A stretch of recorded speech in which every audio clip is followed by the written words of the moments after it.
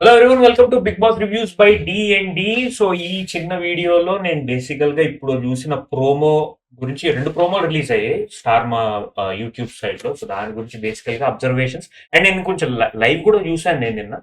దాని గురించి నా ఒపీనియన్స్ చెప్పబోతున్నాను. సో బేసికల్ గా ఈ ఫస్ట్ వీడియోలో ఏంటంటే బేసికల్ గా నామినేషన్స్ కంటిన్యూ అవుతుంది. నిన్న నిన్న ఏంటంటే సగం వరకు, సగం కూడా కాలేదు, నిన్న పావు కూడా అవ్వలేదు నాకు తెలిసి. పావు అంత అయ్యింది, మిగతాదంతా రాత్రి కంటిన్యూ అయింది. సో ఇవాళ ఎపిసోడ్ లో మనం బేసికల్ గా ఫుల్ నామినేషన్స్ చూడబోతున్నాం. ఒకళ్ళ మీద ఒకళ్ళు నామినేషన్స్ చేసుకోవడం, రీజన్స్ మీకు తెలిసిందే ప్రాసెస్ అది జరగబోతుంది. సో బేసికల్ గా నేను ప్రోమోలో అబ్జర్వ్ చేసిందంటే, రాము ఏమో మాస్క్ మ్యాన్ ని నామినేట్ చేశాడు, రితు కూడా మాస్క్ మ్యాన్ ని నామినేట్ చేసింది. మాస్క్ మ్యాన్ ఏమో మీరు నన్ను నామినేట్ చేస్తున్నారు, నేను ఇట్లా కాదు అట్లా కాదు, నేను కొంతమందిని బయట కాపాడుకోవాలి. నాకు అది అర్థం కాలేదు. బయట కాపాడుకోవాలంటే మేబీ ఫ్యామిలీలో ఫ్యామిలీని అంటే ఇప్పుడు అర్థమైంది. అంటే బేసికల్ గా ఆయన అందరూ అంటున్నారు కదా, నువ్వు కించపరుస్తున్నావు, లేడీస్‌ని తక్కువ చూస్తున్నావు, ఇది చూస్తున్నావు, అది చూస్తున్నావు అని చెప్పి. మీరు అట్లా అక్యూజేషన్స్ ఎయ్యొద్దు. నాకు బయట ఒక ఫ్యామిలీ ఉంది, ఆళ్ళని కాపాడుకోవాలి. ఆళ్ళకి ఇంప్రెషన్ పడితే అది ఇన్‌ఫ్లూయెన్స్ అవుద్ది. నా నెగెటివ్ ఇమేజ్ క్రియేట్ అవుద్ది. ఇది అది అని చెప్పుకుంటున్నాడు బేసికల్‌గా.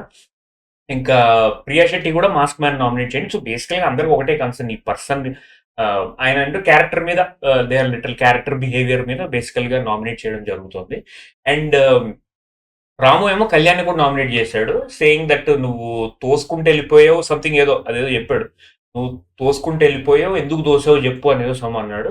కళ్యాణ్ ఏమో ఇలాంటి సిల్లీ రీజన్స్ చెప్తే నువ్వు ట్రోల్ అయిపోతావు అనేదో అన్నాడు. సో అది మరి ఫుల్ కాంటెక్స్ట్ తెలియదు. అంటే ఎపిసోడ్ రిలీజ్ అయ్యి ఎపిసోడ్‌లో చూసే వరకు మనకు కాంటెక్స్ట్ తెలియదు. సో అది అక్కడ ఉంచుతాం. రితు ఎమోషనల్ అయిపోయింది. అండ్ కరెక్ట్‌గా కౌంటర్ వేసాడు మన mask man, saying that victim card play చేయొద్దు, ఆడపిల్ల అని చెప్పి విక్టిమ్ కార్డ్ ప్లే చేయొద్దు, ఉమెన్ కార్డ్ ప్లే చేయొద్దు, ఇట్లా ఎమోషనల్ కార్డ్ ప్లే చేయొద్దు అని అంటే రితు కూడా అంది. అంటే నువ్వు అన్నం తినట్లేదంటే నువ్వు విక్టిమ్ కార్డ్ ప్లే చేస్తున్నావా అని చెప్పేసి. సో అక్కడతో ప్రోమో 1 ఎండ్ అయిపోయింది.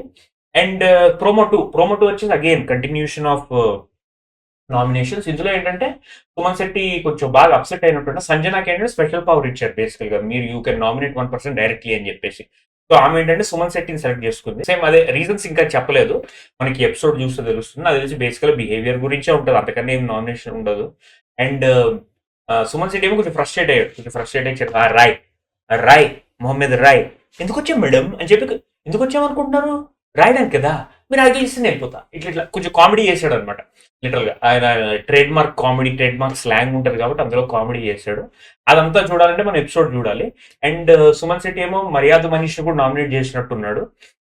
అండ్ మర్యాద మనీష్ ఏమో నాకు తెలియాలి కదా బేసికల్ గా మీరు ఇంట్లోకి ఎందుకు వస్తున్నారు, ఇది అది అని చెప్పి. బేసికల్ టెనెంట్స్ ఓనర్స్ ఇష్యూ అన్నమాట. సో ఎందుకు వస్తున్నారు తెలుసు కానీ, సుమన్ ఏమో మేమేం దొంగలం కాదు కదా ఇది అని చెప్పి. బేసికల్ గా చిన్న కన్ఫ్రంటేషన్ అనమాట రూమ్ లో, అదే లోపలికి ఎందుకు ఏంది డిఫరెన్స్ ఏదో ఉంది అది అనమాట. అండ్ తర్వాత ప్రియా శెట్టి ఏమో భరణిని నామినేట్ చేసింది. ఆమ్, భరణిని నామినేట్ చేస్తూ మీరు వండిన ఫుడ్ ఉడకలేదు, అందులో ఇసకుంది, ఇవి ఇవి అని చెప్పింది అనమాట. మరి అది ఏంటో ఫుల్ కాంటెక్స్ట్ అగైన్ ఎపిసోడ్ లో చూడాలి. ఎమ్ము అండ్ మాస్క్ మ్యాన్ మధ్య పిచ్చ హీటెడ్ ఆర్గ్యుమెంట్ అయింది. అందులో ఏంటంటే గుండంకు, అదే సేమ్ గుండంకులు, ఫ్లవర్, రెడ్ ఫ్లవర్, ఆ టాపిక్ గురించే పిచ్చి పిచ్చిగా మొహాల మీద అరుచుకున్నారు. "ఏ, ఊ, ఆ, ఊ, ఆ, ఈ, ఏ, ఓ, ఆ" ఇలా అరుపులు అరుచుకున్నారు. నా ఒపీనియన్ ఏంటంటే, జనరల్గా ఒకడు ఎక్కువ అరుస్తున్నాడు అంటే ఆడికి ఒపీనియన్ లేదంట.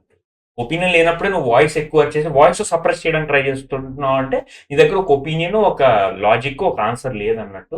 ఏమో మరి ఇంకా ఎపిసోడ్ చూస్తే అర్థం తెలుస్తుంది అసలు ఏ రీజన్ తో నామినేట్ చేశారో, అది వ్యాలిడా కాదా, అది ఎవరు ఇండివిజువల్ జడ్జ్మెంట్ ఉంటుంది. నాకు వ్యూ ఉంటుంది, నేను అదేంటో రివ్యూలో చెప్తా. తర్వాత మీ ఒపీనియన్ ఏంటో మీరు పోస్ట్ చేయండి.